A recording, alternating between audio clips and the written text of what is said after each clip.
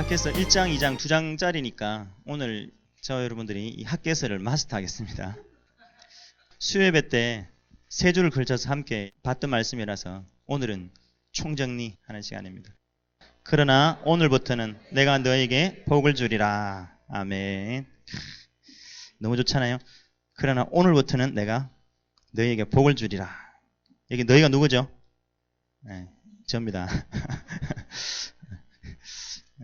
너희가 바로 우리입니다. 교회입니다. 교회. 자, 1장부터 펼쳐놓고 같이 한번 보겠습니다. 여러분 말씀을 잘 들으세요. 여러분이 그 주일날 교회 오셔가지고 다 드려요. 헌금도 드리고 뭐 봉사도 드리고 찬송도 드리고 기도도 드리고 다 드리는데 하나 딸랑 받아가는 게 말씀입니다. 생명처럼 여러분 말씀을 잘 들으세요. 교회 와서 말씀 못 듣는 사람만큼 어리석은 사람이 없어요. 교회에서 밥만 먹고 가지요 이렇게 하면 안 되잖아요. 제가 주보에다 그림을 그려놨죠. 이 그림 그린다고 제가 심혈을 기울여서 아주 오랫동안 그렸습니다. 이 그림이 굉장히 중요한 그림입니다. 이게 세계관입니다. 여러분 성경으로 세상을 볼 줄 아는 것이 성경적인 세계관입니다. 아, 세상이 이렇게 돌아가겠구나. 사람들이 말하는 세상이 이렇게 뭐 저렇게 돼 성공이 이렇게 저렇게 말하지만 그건 의미 없는 겁니다. 우리는 성경적인 가치관을 가져야 돼요. 하나님이 아담을 통해 시작하셨어요. 그래서 굳이 역사로 따져보자면 그죠? 그전 세계는 영원 세계예요. 여러분 영원이라고 하는 것은 만물이 존재하려면 물질이 존재하는 형식이 시간입니다. 시간이 없으면 물질은 존재하지 못해요. 그죠? 여기 이 물질이 존재하려면 시간이 있어야 존재할 수 있단 말이에요. 시간이 나가버리면 사라지는 거예요. 썩어버리는 거, 없어져 버리는 거예요. 그래서 시간 속에 만물은 존재합니다. 그래서 영원하신 하나님이 만물을 만드신 거예요. 그러려면 뭘 만들어야 될까요? 시간과 함께 만물은 같이 나와야 되는 거예요. 그래서 하나님이 태초에 천지를 시간과 공간을 창조하신 거예요. 그래서 만물이 이렇게 존재하는 거예요. 그러다가 이 시간이 다 하면 어떻게 되죠? 영원 세계로 가버리는 거예요. 끝나는 겁니다. 이게 세계관이에요. 아, 그렇지. 이 세상이 눈에 보이는 세상이 그대로 영원히 가는 것이 아니라 언젠가는 끝이 있구나. 끝이 있고 하나님의 영원 시간 속으로 들어가 버리는 거예요. 그게 천국입니다. 그 시간을 우리는 걸어가고 있는 거예요. 그 시간에 여러분들이 뭐 20살, 40살, 70, 80 자신 거예요. 그 시간이 끝나면 우리는 끝나는 겁니다. 그래서 우리 각자에게는 주어진 시간 동안에 하나님이 요 역사의 시간 동안에 우리를 이렇게 살게 하신 거예요. 그러면 우리는 도대체 무엇을 하든 흐름 속에서 우리를 불렀고 우리는 뭐 하다가 가야 되는가? 저 앞과 뒤를 우리가 볼 줄 알아야 되는 거죠. 그래야지 우리가 아 지금 나는 뭐 해야 되지? 라고 하는 걸 우리가 볼 수 있겠죠. 하나님이 아담을 부르셨어요. 그게 BC 4000년 지금으로 얘기하면 6000년 전 이야기죠. 그 아담에게 하나님이 모든 복을 다 줬잖아요. 에덴이라고 하는 최고의 복을 다 줬단 말이에요. 그죠? 생육하고 번성하고 정복하는 모든 축복을 다 줬는데 인간이 다 잃어버린 거예요. 그래서 인간에게는 오히려 고통과 가시, 덤불과 엉겅퀴가 내는 비참한 일이 벌어졌잖아요. 그래서 하나님이 회복하는 길을 줬죠. 그것이 여자의 후손이죠. 하나님께서 어떻게 이 잃어버린 축복을 다시 되살려주는지에 대한 하나님의 약속을 주신 거죠. 여자의 후손을 보내주마. 이 약속이 어떻게 이루어지는지가 역사의 이야기입니다. 하나님이 구원하시려고 하는 구원의 약속이 어떻게 성취가 되어 가는지. 그러면서 하나님이 한 사람을 불렀죠. 그게 아브라함이죠. 아브라함을 부른 것이 BC 2000년 전, 지금으로부터 4000년 전의 이야기입니다. 하나님이 한 사람 아브라함을 불러다가 하나님이 어떻게 구원하시는지 구원자를 보내줄 한 조상, 한 사람을 택한 것이죠. 이 아브라함이 어디서 살았어요? 갈대우르에 살았단 말이에요. 갈대아 우르. 그 역시 우상의 땅이란 말이에요. 여러분 사람들이 왜 우상 만들까요? 죄를 짓고 하나님을 떠난 사람들이 자기 스스로 이 고통을 해결해 보려고 자기 스스로 인생 문제를 해결해 보려고 만든 것이 다 우상들입니다. 그래서 우상을 만드는 거예요. 이 아브라함 역시도 우상 만드는 동네, 우상 만드는 아버지 밑에서 석수장이로 우상 만들던 사람이었어요. 그런데 하나님이 이런 아브라함을 불러다가 하나님의 이 구원의 이 축복 속에 아브라함을 불러주신 거죠. 그래서 아브라함에게 내가 내 씨로 말미암아, 씨라고 하는 이야기를 하셨어요. 씨. 너의 씨로 말미암아 천하 만민이, 너의 후대에 태어날 천하 만민이 너 때문에 복을 받을 것이다. 너의 씨 때문에. 그럼 그 씨는 누구죠? 이삭인가요? 이삭으로 예표되는 여자의 후손이었어요. 예수님이 오셔서 어떻게 우리의 모든 저주가 해결되고 하나님 우리를 살려주시는지에 대한 이야기를 하신 거죠. 그러다가 하나님이 모세를 불렀죠. BC 1500년 전의 이야기입니다. 온 이스라엘이 전부 다 애굽에서 노예로 살았죠. 400년 동안 죽을 고생하면서 노예로 살았었어요. 모세를 불러다가 뭘 설명하셨냐니까 이 노예에서 빠져나오는 비결. 그래서 애굽에 몇 가지 재앙이 있었다 그랬죠? 10가지 재앙이 있었죠. 그 10가지는 다 뭐예요? 10가지 우상들이었단 말이에요. 애굽의 신들이었단 말이에요. 나일강, 태양, 이 파리, 베레벨 신들을 다 만들어서 그 신들을 섬기면서 살았다는 거죠. 그러면서 시대마다 이 사람들이 우상을 만들어서 제국을 형성한 거예요. 나라를 만들고 힘을 가졌던 것이죠. 그들이 사실은 이 세상에 어떤 부를 다 장악했던 것이죠. 사실은 하나님께서 원래 축복은 누구의 것이에요? 세상 사람들의 것인가요? 아닙니다. 복은 원래 하나님의 백성들의 것이에요. 하나님이 복의 근원이시고 하나님이 하나님의 백성들에게 복을 준 거예요. 그런데 하나님의 백성들이 죄를 짓고 하나님을 떠나버리니까 전부 다 이런 세상에게 모든 복을 다 뺏겨버린 것이죠. 그래서 그때마다 하나님이 이 복을 다시 회복하는 길을 설명한 거죠. 그래서 하나님이 분명히 이들이 애굽에 살 사람들이 아니잖아요. 근데 이들이 애굽에서 노예살이하고 살고 10개 우상에게 비참하게 시달리고 살았단 말이죠. 그래서 저주와 재앙 속에 고역을 하며 지냈잖아요. 노예로 살았잖아요. 그런 이스라엘 백성들을 하나님이 모세를 불러다가 뭘 설명했냐니까 어떻게 애굽에서 빠져나오는지를 설명한 거죠. 집을 지으면 집이 이렇게 있으면 집에 들어가는 문이 있잖아요. 인방과 문설주에다가 피를 발라라.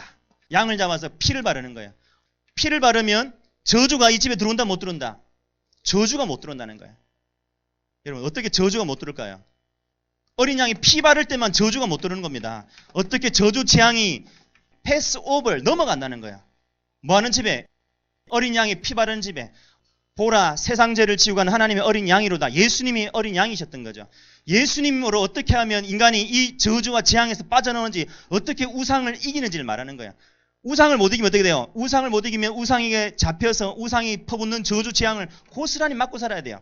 사주팔자 미신 운명이 붙잡혀서 절절절절 매면 이사 하나 제대로 못 가고 운명대로 사는 거예요. 그게 인간의 팔자예요. 하나님 떠난 인생이 마귀에게 붙잡혀서 그 저주 재앙 속에 살아가는 거예요. 하나님 그때마다 빠져나온 길을 설명한 거예요. 어떻게 죄 문제가 해결되는지 설명한 거죠. 그것을 모세에게는 특별히 창세기, 출애굽기 이 모든 걸 쓴 사람은 모세죠. 모세가 이 당시에 애굽에 들어가서 애굽의 학문을 배웠어요. 이스라엘 백성들이 출애굽에 나왔을 때 하나님이 시내산으로 불러올린 거예요. 시내산에서 하늘의 것을 모세에게 보여주면서 네가 이 본 그대로 내려가서 이것을 그대로 지으라는 거예요. 그게 뭐예요? 성막이라고 하는 거예요.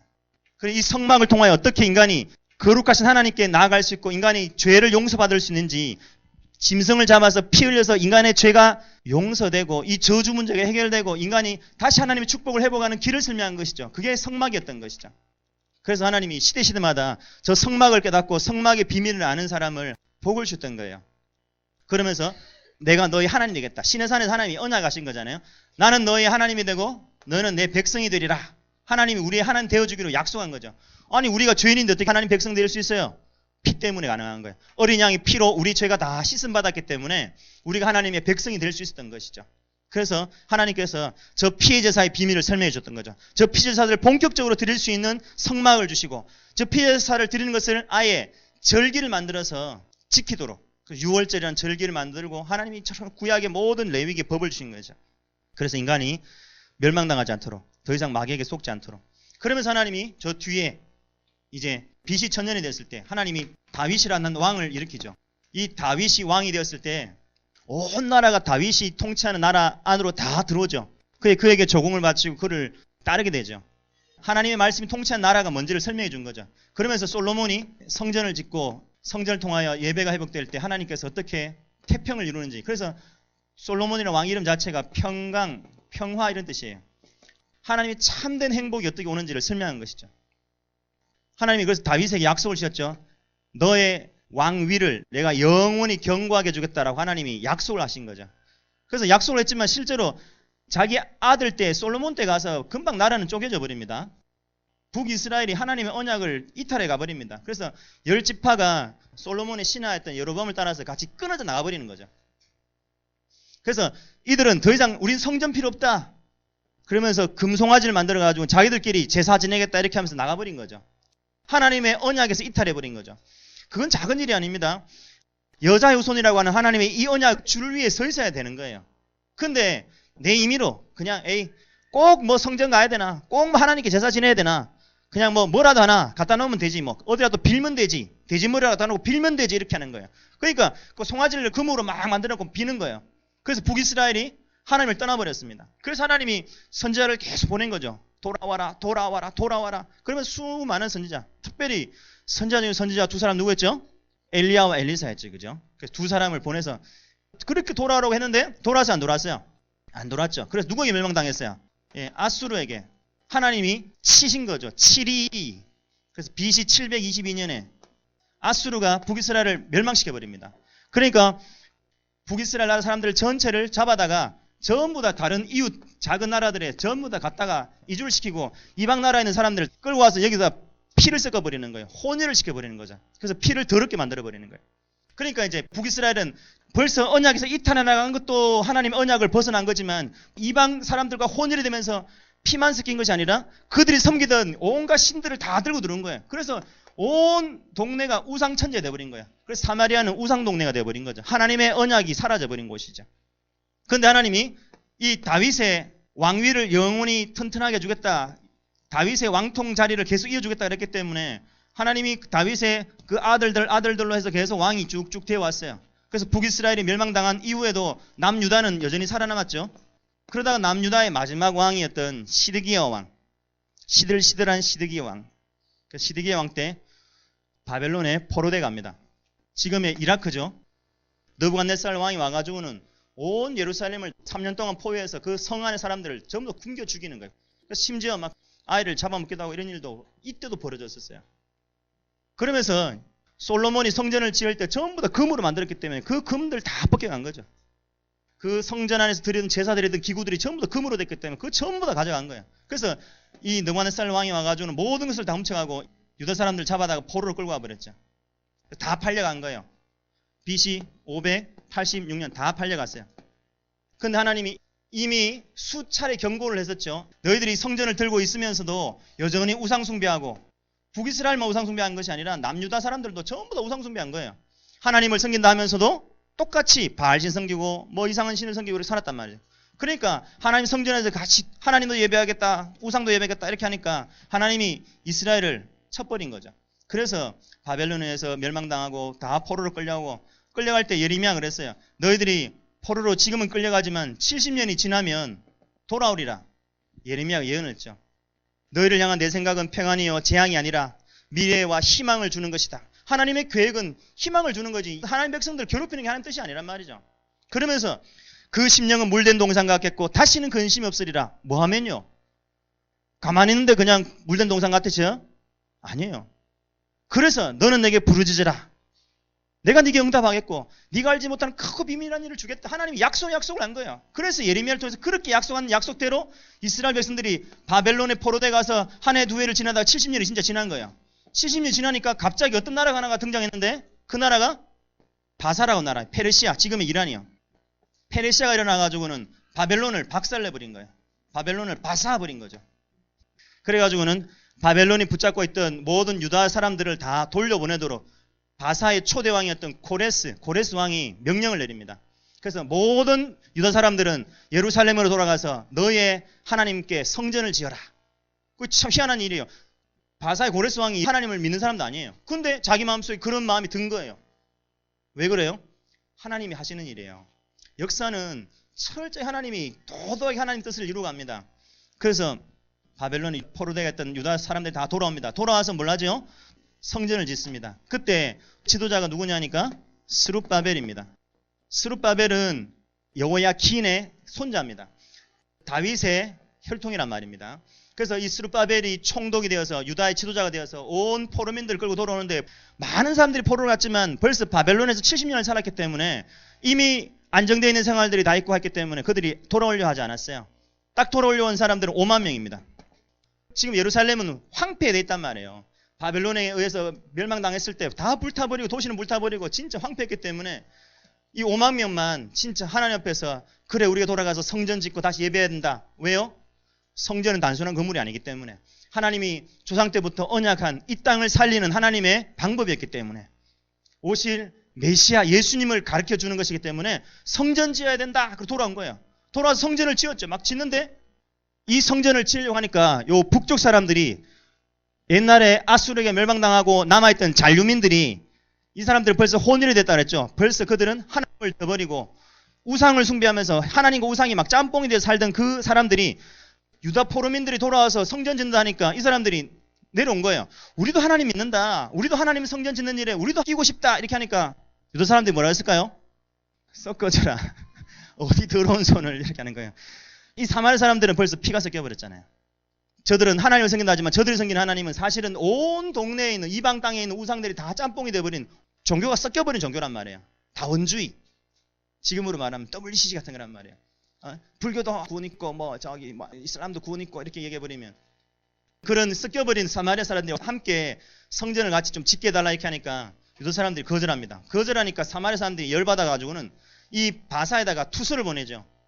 왕의 언덕으로 돌아온 이들이 지금 반역을 모의하고 있다 이렇게 하면서 막 투수를 보내니까 페르시아 왕궁에서 그 이야기를 듣고 보니까 이것들 봐라 이렇게 된 거죠. 그래서 이 성전 공사 중지 명령을 딱 떨어집니다. 유다 사람들이 안 그래도 자기들이 돌아와서 성전 짓는 이 모습이 쉽지 않았단 말이에요. 포로에서 돌아온 사람들이 뭐가 그렇게 있겠어요? 포로에서 돌아오려면 한 석 달 정도 되는 그 먼 길을 보따리 짐 싸들고 이렇게 진짜 어렵게 피난해 왔는데 와서 보니까 폐허가 됐단 말이죠. 그런 곳에서 그들이 성전 짓는 것은 쉬운 일이 아니었는데 그 성전 짓던 일을 이렇게 방해를 받으니까 이들이 성전 짓는 공사를 멈춰버린 거예요. 자, 그렇게 해서 세월이 14년이 지났습니다. 그리고는 오늘 1장 이야기입니다. 돌아옵니다. 1장 1절 읽습니다. 시작. 다리오 왕 제2년 여섯째 달 곧 그 달 초하루에 여호와의 말씀이 선지자 학개로 말미암아 스알디엘의 아들 유다 총독 스룹바벨과 여호사닥의 아들 대제사장 여호수아에게 임하니라. 어느 날 유다 동네에 어떤 선지자가 나타난 거예요. 그 선지자 이름이 뭐라고요? 학개인 거예요. 학개 이름 뜻은 축제라는 뜻입니다. 축제. 하나님이 학개를 보내서 멈춰진 성전 재건 공사를 다시 시작하도록 학개. 학개가 왔어요. 그래서 이 사명을 가지고 학개가 와서 4가지 메시지를 전합니다. 4가지 메시지를 전하는데 학개가 넉 달 동안 말씀을 전해요. 넉 달 동안 4개의 말씀을 전한 그 결과로 성전공사 완공되는데 몇 년 만에? 4년 만에. 그래서 학개가 와서 지금 전한 첫 번째 메시지가 1장 이야기입니다. 그래서 학개가 이렇게 이야기하는 거예요. 2절입니다. 시작. 만군의 여호와가 이같이 말하 이르노라. 이 백성이 말하기를 여호와의 전을 건축할 시기가 아직 이르지 아니하였다 하느니라. 방해받아가지고는 공사가 14년 동안 멈춰져 있으니까 이들이 하는 말이 뭐였어요? 아직 때가 안 됐다. 하나님 전지를 때가 안 됐다. 이렇게 말하는 거예요. 방해가 있었으니까. 야, 이게 하나님 일이라면 뭔가 술술술 풀려야 될 거 아니야. 아직 때가 안 됐나 보다. 이렇게 한 거죠. 하나님이 일은 때가 안 됐다 이렇게 말하면서 자기들이 한 일은 뭐였어요? 4절. 이 성전이 황폐하였거늘 너희가 이때 판벽한 집에 거주하는 것이 옳으냐? 판벽한 집이란 말은 진짜 아름다운 판자를 대가지고 이렇게 마치 이제 편백나무 이렇게 판자로 촥 집을 막 예쁘게 지는 이런 사치성의 그런 집을 말합니다. 하나님의 집은 황폐해 있는데 자기의 집들은 전부 다 이렇게 반들반들한 이런 인테리어로 치장하면서 지냈던 것이죠. 그러면서 9절 보세요. 내 집은 황폐하였을 때 하나님의 집은 황폐하였는데 너희는 각각 자기의 집을 짓기 위하여 빨랐습니다. 빨랐단 말은 막 뛰어다닌다는 이야기인 거예요. 자기 집을 지으려고는 막 불이 나게 달리는 거야. 집안일로 그렇게 뛰어다니는 거예요. 오늘날도 그렇죠. 집안일로 뛰어다녀요. 주일까지도 막 뛰어다녀요. 그죠? 뛰어다니는 게 뭡니까? 요즘은 날아다닙니다. 근데 그렇게 하는 것이 오늘 제목을 보세요. 오늘부터 너에게 복주리란데 복을 못 받는 이유가 뭔지를 설명하는 겁니다. 왜 복을 못 받아요? 하나님의 일은 팽개쳐놓고 자기 일에는 날아다니는 거예요. 그러니까 날아다니는데도 안 된다는 거예요. 복을 못 받는다니까요. 복이 안 옵니다. 그래서 우리는 이게 하나님 일 제쳐놓고 자기 일에만 날아다니는 인생 살면 복을 잃는 방법이에요. 잃어버리는 방법. 복된 사람은 철저하게 우선순위가 딱 서 있습니다. 정말 먼저 하나님의 일, 먼저 주의 것. 그죠? 이스라엘이 농사 지을 때도 그랬어요. 항상 하나님은 첫 소산, 만물. 하나님은 언제나 처음 것을 원하셨던 거예요. 그게 왜? 그게 하나님 앞에 그 사람의 믿음이 되기 때문에 그렇습니다. 록펠러도 그랬죠. 여러분, 스탠다드 오일 회사를 만들어가 세계적인 경영을 했어요. 록펠러가. 근데 록펠러에 그 자기 어머니가 자기에게 내려준 그 계명이 있었다 그랬죠. 그 계명 중에 한 개가 뭐였냐니까 어디가 있든지 주일 예배는 본교에서 드려라. 그러니까 록펠러가 세계에 흩어져 있다가도 전용기 타고 주일 전에 항상 자기 교회로 돌아와요. 예전에 월드 트레이드 센터 그 부총회장 하던 그분 간증을 제가 들어보니까 그렇게 바쁜 분들은 시간을 15분 단위로 스케줄 잡는다는 거예요. 15분 단위로 스케줄 잡아서 막 움직이는데 자기 비서가 충격을 받았다잖아요. 아니 15분 단위로 움직이는 사람이 새벽 기도를 3시간씩 하니까 도대체 그 사람은 믿지 않는 사람인데 회장님 도대체 이해가 안 된다고 왜 그렇게 사시냐고 이렇게 하니까 그때 그 새벽 기도 가서 자기는 모든 업무를 다 보는 거예요. 그러니까 하나님 앞에서 모든 결제를 다 맡는 거예요. 그래서 그때 성경 몇 가지 언어 버전 성경을 펼쳐놓고 그때 성경 공부 다 하고요. 그러니까 영어 공부에 다 하는 거예요. 놀라워요. 여러분, 우리가 바쁜데 하나님은 뭐 중심을 모시는데 그 중심을 모시지 뭐 형식이 중요하나? 하나님이 여러분 왜 성전이라고 하는 형식을 두셨을까요? 왜 성전이라고 하는 저 형식 하나에 좀 심하게 말하면 목을 매듯이 하나님이 이렇게 성전 하나에 집착을 하시냔 말이죠. 왜인지 아세요, 여러분? 이 비밀을 모르시면 여러분들 복받기 힘듭니다. 하나님이 내용을 반드시 형식 속에 담아 놓습니다. 그게 하나님 방법이세요. 여러분들이 성전 없는 신앙생활이 될 것 같습니까? 여러분 예배 없는 신앙생활이 될 것 같아요. 하나님 왜 예배라고 하는 이곳에다가 목숨을 걸으라고 하나님이 이 예배라고 하는 틀을 줬을까요? 틀이 있어야 반드시 내용이 담기기 때문에 그래요. 여러분 성전이 무너지는 태로 이들이 신앙생활이 될 것 같아요. 14년 동안 저들이 성전은 무너졌지만 열심히 살면 되지라고 열심히 살았단 말이에요. 살았는데 되냐 말이죠. 안 된다는 거죠. 형식이 사라지면 마음의 중심도 반드시 무너집니다. 이걸 깨달아야 돼요. 그래서 여러분들이 왜 내 삶의 형식, 여러분 교회 안에서 주어진 형식이 많아요. 여러분이 주일 예배 오잖아요. 형식이에요 이게. 내가 여러분 말씀을 펼쳐서 읽는 거예요. 형식이에요. 그럼 왜 하나님이 구체적으로 외적인 모습을 요구하실까 말이죠. 여러분들이 뭐 11조를 드린다, 충성을 한다, 내가 봉사를 한다, 내가 뭔가 섬기면 한다. 여러분 심지어 뭐 교회 와서 뭐 청소를 한다. 이런 것조차도 내가 교회 청소하는 것도 하고 내가 하나님을 사랑하는 거 하고 나 하나님 사랑해요. 그러나 뭐 교회 청소를 한다고 해서 꼭 하나님을 사랑하는 건가요? 근데 여러분 청소를 하는 사람은 교회 사랑합니다. 그럴 것 같아요? 안 그럴 것 같아요? 여러분이 안 온다고 이렇게 부인하지 마시고 여러분 교회를 한 번 오는 사람과 두 번 오는 사람이 같을까요? 같을 수 있어요. 같을 수 있지만 여러분 그러나 제가 하는 말의 진위를 잘 생각해 보세요. 정말 중요한 이야기인데 그 이야기는 형식이 살아있어야 하나님 형식 속에 내용을 담으세요. 이 유다 사람들이 성경 공사는 아직 때가 아니다 이렇게 하면서 전부 다 자기 집 짓기 바빴단 말이죠. 가만히 생각해 보면 여러분 왜 애들이 공부 잘하길 바라죠? 멍청한 아이 되면 안 되니까. 여러분 아이들이 왜 공부 잘하길 바라세요? 좋은 대학 가야 되니까. 좋은 대학 가길 왜 바라죠? 취직을 잘해야 되잖아요. 취직을 잘해야 되는 이유는 뭐예요? 좋은 직장이 없으면 장기 못 가요. 좋은 직장에서 좋은 배우자를 만나잖아요. 사람의 그 동기를 가만히 쳐다보면 사실은 복 받고 싶은 거예요. 나쁘다는 얘기 아닙니다. 하나님은 복을 주길 원하시고 또 사람은 복을 받아야 사는 거예요. 사람이 복 안 받고 어떻게 살아요?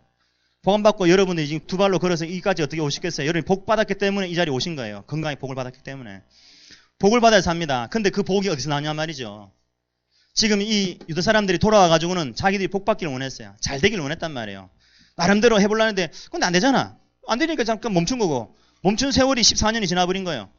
그 성전을 멈추고 있던 14년 동안 이 유다 땅에는 아주 이상한 일이 생겼어요. 읽어봅니다. 6절 너희가 많이 뿌릴지라도 수확이 적었으며 먹을지라도 배부르지 못하며 마실지라도 흡족하지 못하며 입어도 따뜻하지 못하여 일꾼이 삭슬 받아도 그것을 구멍 뚫어진 전대에 넣음이 되느니라. 9절 너희가 많은 것을 바랐으나 도리어 적었고 너희가 그것을 집으로 가져갔으나 내가 풀어버렸느니라. 10절 그러므로 너희로 말미암아 하늘은 이슬을 거쳤고 땅은 산물을 거쳤으며 내가 이 땅과 산과 곡물과 새 포도주와 기름과 땅의 모든 소산과 사람과 가축과 손으로 수고하는 모든 일에 한재를 들게 하였느니라. 하나님께서 냉해를 일으켜가지고 안 되는 거예요. 이상하게 입어도 안 따뜻하고 먹어도 배가 안 부르고. 이런 재앙은 저희 집에도 있어요. 먹어도 배가 안 부르고. 열심히 살았단 말이죠. 잠도 안 자고 정말 아둥바둥거리고 아끼고 모으고 살았단 말이죠. 그런데 왜 안 모아지냐라고 하는 거예요. 하나님은 그 재앙의 원인을 지금 설명하는 겁니다. 하나님이 들려준 답이 뭐냐 하니까 8절에 이렇게 말씀하죠. 너희는 산에 올라가서 나무를 가져다가 성전을 건축하라. 그리하면 내가 그것으로 말미암아 기뻐하고 또 영광을 얻으리라. 예. 하나님이 진다는 답은 뭐예요? 성전입니다. 성전. 성전이 멈춰버렸기 때문에 너의 삶이 무너지는 것이고 성전이 회복되면 너에게 복을 주리라 이렇게 말씀하는 겁니다. 하나님의 진단은 성전이었던 거죠. 자, 왜 그럴까요? 이 앞에서부터의 영문을 알아야 돼요. 참 하나님 복을 받아야 될, 이 에덴의 복을 받아야 될 사람들이 왜 복을 다 잃어버렸고 그 복이 언제 회복되냐는 거예요. 갈대아우르 우상의 이 저주에서 언제 회복되냐 말이죠. 이 애굽에서 노예와 이 10가지 재앙에서 어떻게 해방되냐 말이죠. 그죠? 이 모든 저주 해방의 비결이 언약의 회복입니다. 여자의 손이라고 하는 예수 그리스도의 메시아의 언약을 회복하는 겁니다. 이 성전은 뭐 하는 거냐? 그 예수님 기다리게 하는 것이죠. 이 성전이 그 예수님 바라보게 하는 것이란 말입니다. 그래서 성전이 없어져 버리면 이들에게 메시아를 바라보는 신앙이 없어져 버리는 거예요. 그러나 이들이 성전을 회복하면 이들이 다시 그 성전을 통하여 예수님 바라보게 되는 거예요. 그래서 성전 있는 것이 저렇게 보게 되는 거예요. 그 성전을 멈췄기 때문에 이 일을 멈추고 너희들이 먼저 그의 나라와 그 일을 구해야 되는데 그 나라를 멈춰버리고 밖에 나가서 무엇을 먹을까 무엇을 마실까 이렇게 되니까 안 되더라는 거죠. 하나님의 진단이 뭐냐? 너희들이 먼저 해보게 될 일이 있다는 거야. 성전을 다시 지어라. 그렇지 않으니까 다 무너진다는 거죠. 그래서 유다 백성들이 생각하기에는 아직 여건이 안 좋아서 안 돼요. 사마리아 방했잖아요. 저들이 좀 협조적으로 나와야 일이 되죠. 그래서 멈췄죠. 멈췄더니 점점 이제는 지을 자재도 없어요. 간신히 입에 풀칠할 정도밖에 살 수 없는 거예요. 삶이 무너져 버린다니까요. 집안에 재정이 다 말라버린다니까요. 근데 이들 생각에는 그렇지 여건이 좋지 않기 때문에 하나님을 못한다 이렇게 말한 거잖아요. 근데 하나님의 답은 반대였어요. 너희가 하나님의 일을 하지 않기 때문에 너희의 삶에 재앙이 온 것이라는 거예요. 하나님이 복을 주지 않아서 하나님을 못하는 것이 아니라 하나님의 일을 하지 않기 때문에 하나님의 복을 못 받는다는 거예요. 그래서 사마리아 사람들이 방해를 멈추면 성전 짓지, 추수가 안 되는데 추수 양이 좀 많아지면 성전 짓지, 월급이 좀 오르면 성전 짓지, 형편 좀 나아지면 좀 더 넓은 집으로 가면 내가 뭐 주의를 하지. 그렇지 않습니다. 그게 하나님 방법이 아니라는 거예요. 하나님 방법은 정반대라고 말씀하세요. 6절 보세요. 그래서 보라, 일꾼이 그 삭슬 받아도 그것을 구멍 뚫어진 전대에 넣습니다. 월급을 받아서 그 월급을 지갑에 넣는데 지갑이 구멍이 뚫린 거예요.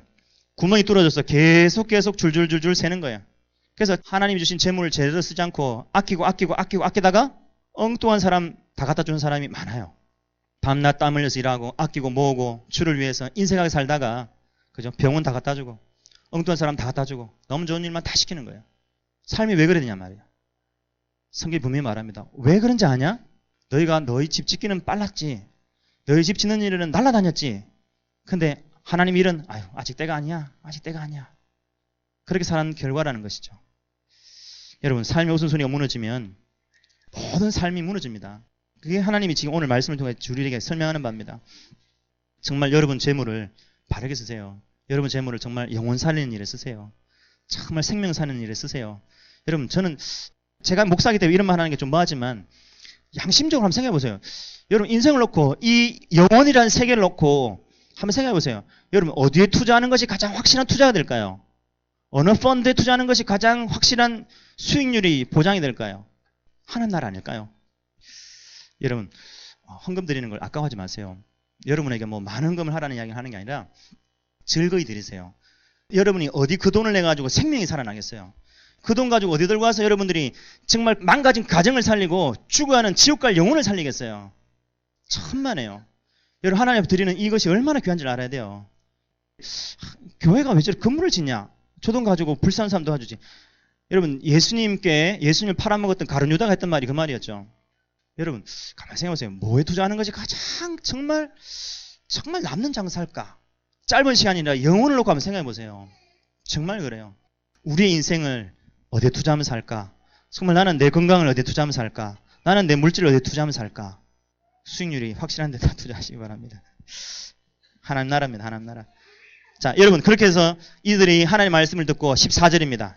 여호와께서 스알디엘의 아들 유다 총독 스룹바벨의 마음과 여호사닥의 아들 대제사장 여호수아의 마음과 남은 모든 백성의 마음을 감동시키시매 그들이 와서 만군의 여호와 그들의 하나님의 전 공사를 하였으니 마음을 감동시켰다라고 하는 것은 심령 영혼을 말합니다. 이들의 영혼이 뜨거워진 거예요. 뭐 할 때 영혼이 뜨거워지죠?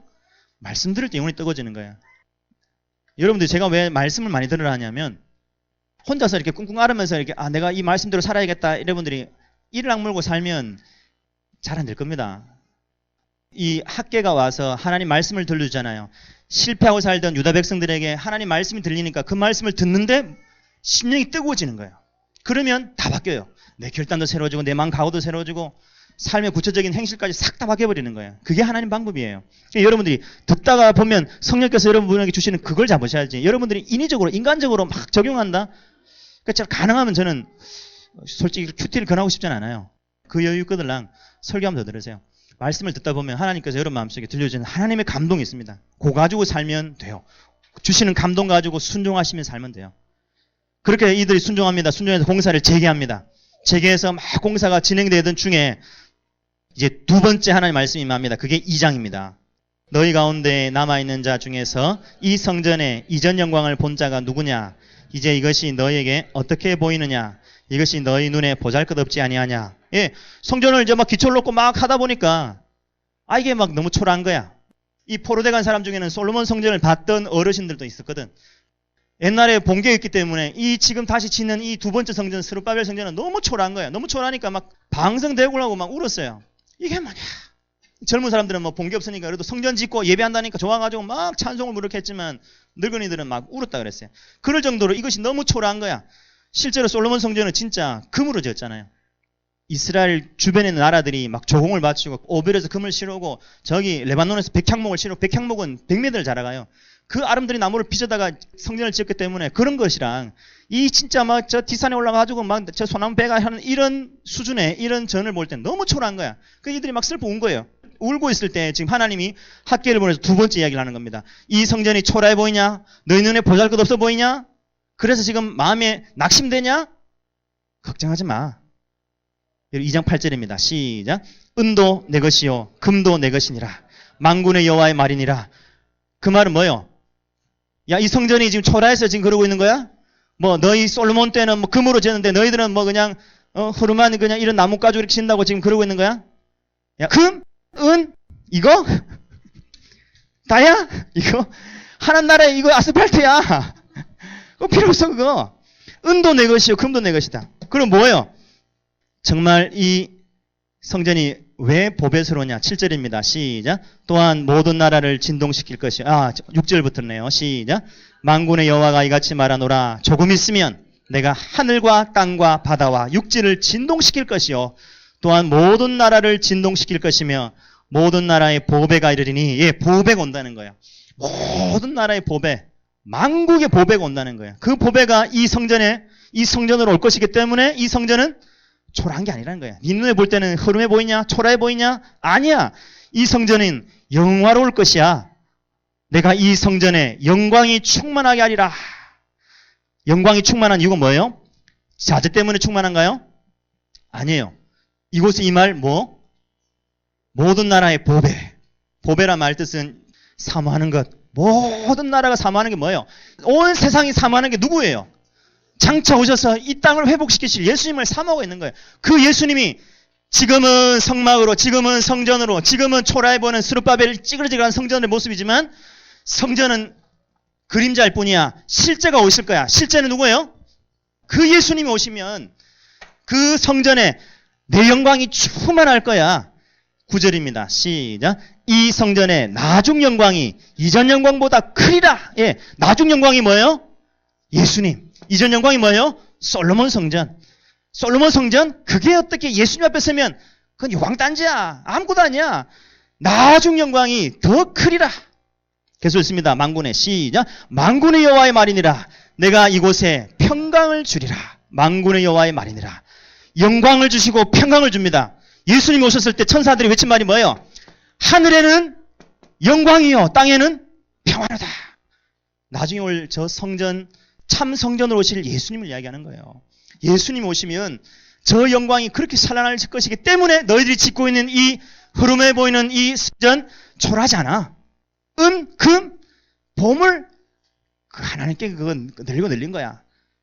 중요한 건 그 안에 있는 성전이 가리키는 예수님이다. 그 이야기 하시는 거예요. 그렇기 때문에 너희들은 뭐 하지 말라. 자, 4절입니다. 시작. 그러나 여호와가 이르노라. 스룹바벨아 스스로 굳세게 할지어다. 여호사닥의 아들 대사장 여호수아야 스스로 굳세게 할지어다. 여호와의 말이니라. 이 땅 모든 백성아 스스로 굳세게 할지어다. 일할지어다. 내가 너희와 함께하노라. 만군의 여호와의 말이니라. 하나님이 우리와 함께하기 때문에 굳세게 하라. 힘내라. 치라.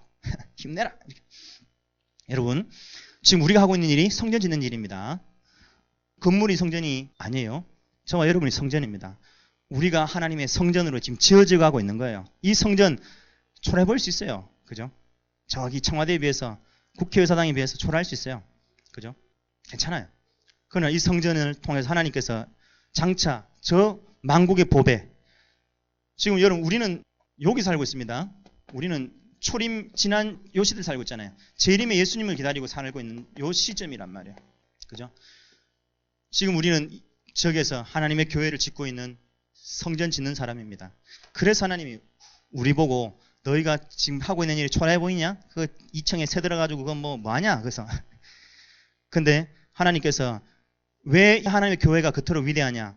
모든 나라의 보배 예수 그리스도가 이 성전에 임해 계세요. 여러분 각자 속에 그리스도께서 성령으로 임재해 계십니다. 우리를 통해서 하나님 나라를 지금 만들어가고 계신단 말입니다. 그렇기 때문에 여러분들이 절대 주눅들지 말라는 거예요. 여러분 통해서 시대 살리는 일이 벌어질 것이고 하나님 우리에게 시대적인 복을 주겠다 말씀하세요. 그러면서 학개에게 세 번째 말씀이 딱 떨어지는데 그게 10절부터 이야기입니다. 11절을 읽어보겠습니다. 시작. 만군의 여호와가 말하노라 너는 제사장에게 율법에 대하여 물어보라. 자, 제사장한테 가서 두 가지 질문을 던져보라는 거야. 그래서 이 학개가 가서 두 가지 질문을 던집니다. 12절 시작. 사람이 옷자락에 거룩한 고기를 쌌는데 그 옷자락이 만일 국에나 떡이나 국에나 포도주에나 기름에나 다른 음식물에 닿으면 그것이 성물이 되겠느냐? 거룩한 고기를 쌌단 말은 하나님께 드리는 제물은 거룩한 고기예요. 그 고기를 싼 보자기는 거룩해져요. 레위기에 그렇게 말씀하거든요. 거룩한 고기를 싼 보자기는 거룩해진단 말이죠. 그러면 거룩해진 이 보자기가 만약에 다른 음식물에 닿으면 다른 음식물도 거룩해지냐? 제사장의 답이 뭐예요? 아니라는 거예요. 또 두 번째 질문 13절 시체를 만져서 부정하여진 자가 만일 그것 가운데 하나를 만지면 그것이 부정하겠느냐? 예. 시체를 만지면 사람이 부정해지죠. 시체를 만져서 부정해진 사람이 어떤 것을 닿으면 이것이 부정해지냐 거룩해지냐 물었어요. 답이 뭐예요? 부정해지는 거예요. 왜 이 질문을 했냐면 14절 이것을 통해서 지금 설명하고 싶은 것은 바로 이 답입니다. 이에 학개가 대답하여 이르되 여호와의 말씀에 내 앞에서 이 백성이 그러하고 이 나라가 그러하고 그들의 손의 모든 일도 그러하고 그들이 거기서 드리는 것도 부정하니라. 다시 말해서 지금 이 사람들 생각 속에 야 우리가 성전 짓고 있어. 거룩한 성전 짓고 있으니까 우리도 자동적으로 거룩해질 거야. 우리가 제사 지내고 있어. 제사 지내고 있으니까 우리도 거룩해질 거야. 우리가 하나님 앞에 지금 하나님 일을 하고 있어. 내가 가서 교회 가서 예배 드리고 있어. 나 집사야. 나 나름대로 지금 성경 읽어. 나 나름대로 기도해. 나 나름대로 교회 생활해. 그 생활이 그 종교 생활이 여러분을 거룩하게 하냔 말이에요. No. 아니랍니다. 지금 학계가 너희들이 신앙생활, 종교생활 한다고 해서 거룩해지는 게 아니란 말입니다. 아니라는 거예요. 그래서 15절에 이렇게 말합니다. 너희들이 한번 잘 기억해봐. 잘 기억해봐. 종교생활이 너희를 거룩하게 하는 것이 아니라 너희들이 한번 기억해봐. 옛날을 기억해봐. 첫 번째 15절에 뭘 기억하냐. 시작. 이제 원하건대 너희는 오늘부터 이전 곧 여호와의 전에 돌이 돌 위에 나오지 아니하였던 데를 기억하라. 그때가 언제죠? 예루살렘 멸망받았을 때. 성전이 바벨론에 멸망받을 때. 그때를 기억해봐. 그때 곡식더미에 29곡식더미가 있는데 갔더니 10더미밖에 못 찾고 포도주 틀에 가서 50포도주를 기르러 갔더니 20개밖에 없는 거예요. 그만큼 형편없었단 말이죠. 재앙이라 재앙. 사람들이 바보 같아요. 재앙을 만나면서도 왜 재앙이 오는 줄 모르는 거라. 여러분 메르스가 재앙이잖아요. 그럼 뭐가 문제예요? 낙타 그루미 죽일 놈이에요? 여러분 시대마다 재앙이 왜 오냔 말이죠. 애굽의 열장이 왜 왔어요? 여러분 손가락을 살짝 걸쳐두시고 역대하 7장 13절 읽어볼까요? 13절 혹 내가 하늘을 닫고 비를 내리지 아니하거나 혹 메뚜기들에게 토산을 먹게 하거나 혹 전염병이 내 백성 가운데 유행하게 할 때에 내 이름으로 일컫는 내 백성이 그들의 악한 길에서 떠나 스스로 낮추고 기도하여 내 얼굴을 찾으면 내가 하늘에서 듣고 그들의 죄를 사하고 그들의 땅을 고칠지라. 여러분 가만히 보세요. 왜 하늘이 닫혀서 비가 내리는 가뭄이 이렇게 벌어지냔 말이죠. 왜 메뚜기들이 와가지고는 곡식을 다 깔아먹는 재해가 일어나냔 말이죠. 왜 전염병이 온 동네 돌아서 난리를 하냔 말이죠. 그 이유는 뭐라고요? 내 백성들이 그들의 악한 길에 서 있다는 이야기입니다. 여러분 누구의 죄냐? 세상은 원래 깜깜한 겁니다. 세상은 원래 죄로 깜깜한 겁니다. 그런데 하나님이 우리에게 생명의 빛을 주신 거예요.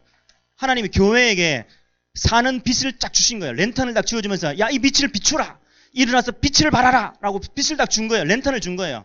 랜턴을 받아 들고는 안 켜고는 이렇게 말하는 거예요. 아 저 깜깜한 놈 저 동성연애자네. 그렇게 말하면 어떡할까요 이게? 저런 깜깜한 놈이 있나? 그러면서 빛을 들고 있는 사람이 그 깜깜한 사람을 향해서 저 깜깜한 놈 깜깜한 데 있네 이렇게 말한다면 말이 되냐 말입니다. 지금 그 말인 거예요. 왜 지금 하늘이 닫혀서 비가 안 오고 왜 지금 전염병이 돌고 지금 난리를 하냐 말이죠. 하나님의 교회에게 이야기가 있는 거예요. 지금 여러분 답을 가진 교회가 이 답을 놓치고 계속해서 이렇게 답 모르고 답을 놓치고 언약을 놓치고 살면 시대마다 재앙이 왔던 거예요. 근데 교회가 일어나서 정신 차리고 교회가 언약의 백성, 하나님의 백성들이 성전을 해보고 언약을 해보고 말씀을 해보고 할 때마다 하나님 시대를 살리는 거예요. 그게 하나님 방법이에요. 그래서 지금 여기서 하는 말이 너희들이 뭐 해야 되냐? 여러분 가만히 보세요. 12절 보세요. 12절 시작. 밤에 여호와께서 솔로몬에게 나타나사 그에게 이르시되 내가 이미 내 기도를 듣고 이곳을 택하여 내게 제사하는 성전을 삼았으니 지금 성전을 놓고 하는 이야기입니다. 하나님이 성전을 놓고 솔로몬에게 하는 이야기예요. 자 14절입니다. 시작. 내 이름으로 일컫는 내 백성이 그들의 악한 길에서 떠나 스스로 낮추고 기도하여 내 얼굴을 찾으면 내가 하늘에서 듣고 그들의 죄를 사하고 그 땅을 고칠지라. 열쇠는 누구에게 있어요? 어둠을 밝히는 빛이 누구 손에 쥐어졌냐 말이죠. 하나님이 교회에게 맡겨놓은 거예요.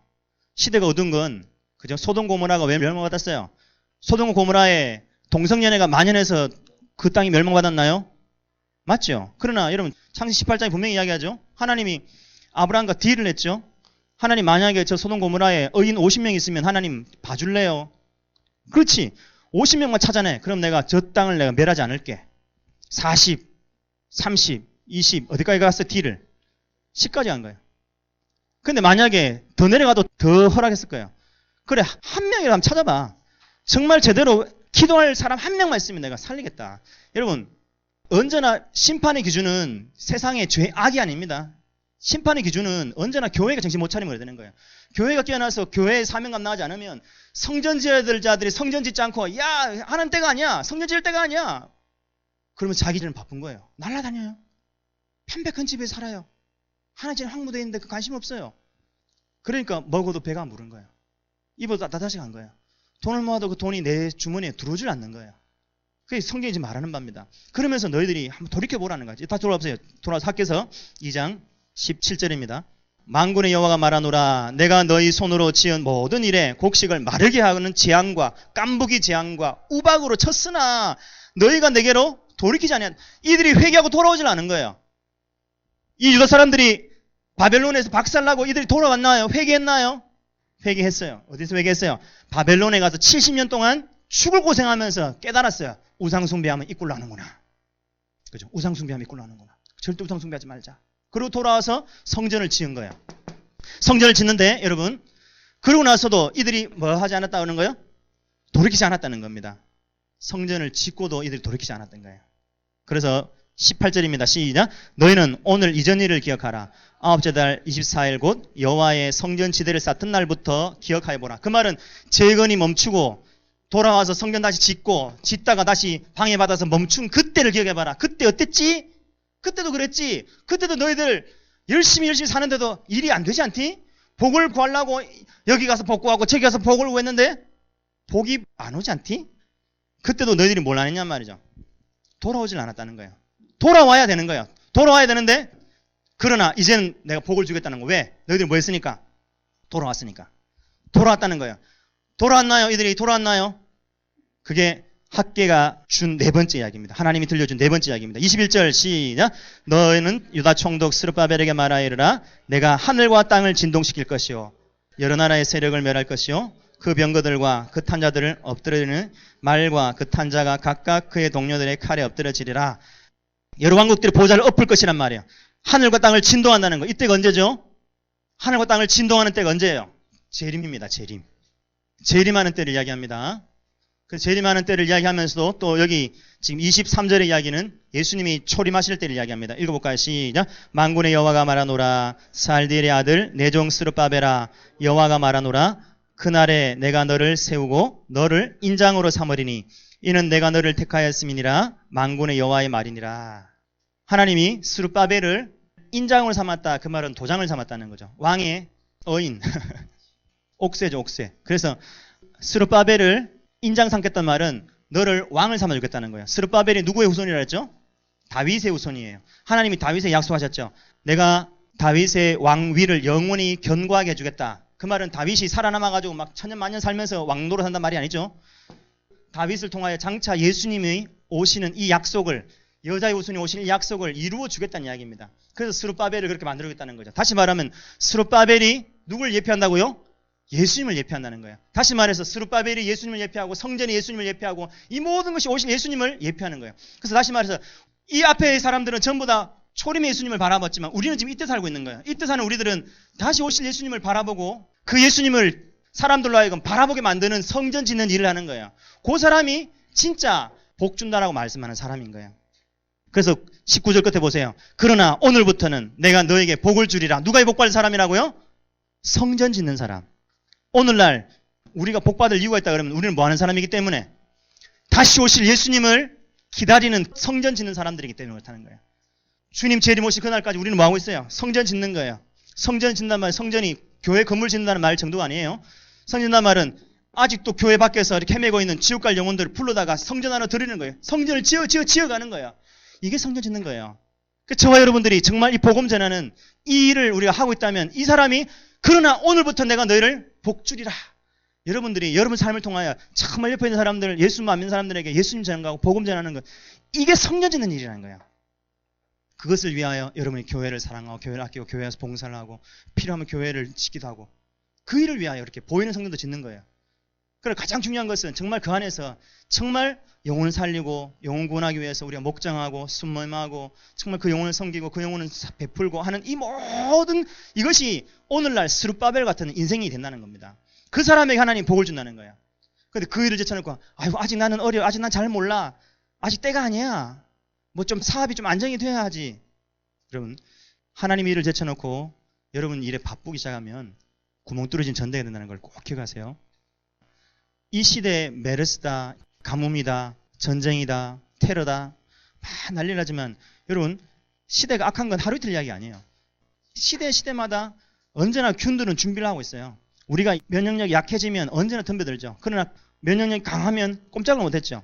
교회가 살아나서 하나님의 말씀을 회복하고 언약을 회복하고 믿음을 회복하고 기도를 회복하고 교회가 살아나면 시대의 재앙들이 있잖아요. 잠잠해 있는 거예요. 그런데 하나님의 백성들이 언약 놓치면 교회가 힘을 잃어버리고 말씀을 잃어버리고 기도하지 않고 시대적 사명도 깜깜하면 항상 일이 난리가 나는 거예요. 그러면 난리 일으킨 그 엉뚱한 싸마게 낙타나 진짜 우리가 욕하고 이렇게 사는 거예요. 정부나 비난하고. 하나님의 기준은 교회입니다. 교회가 정신 차리면 교회가 나서 세상을 위해서 기도하고요. 정말 영혼들을 위해서 살리려고 정말 바른 말씀 운동하면 하나님이 복을 주셔요.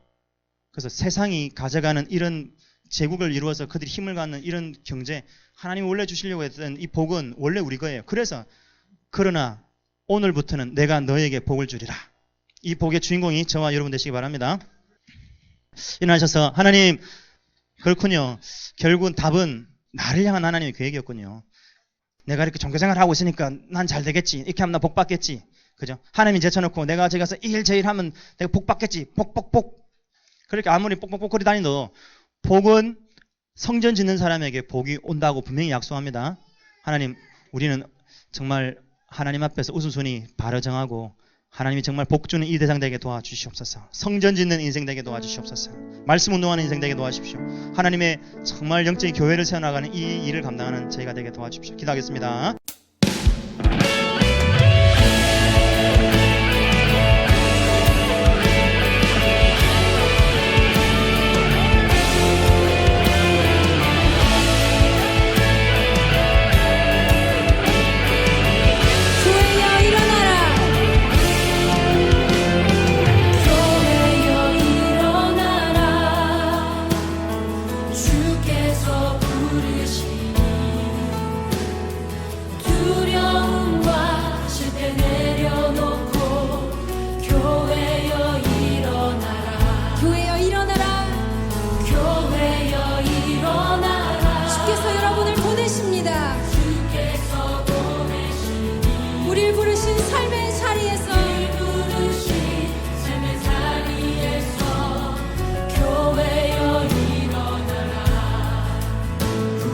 세상의 빛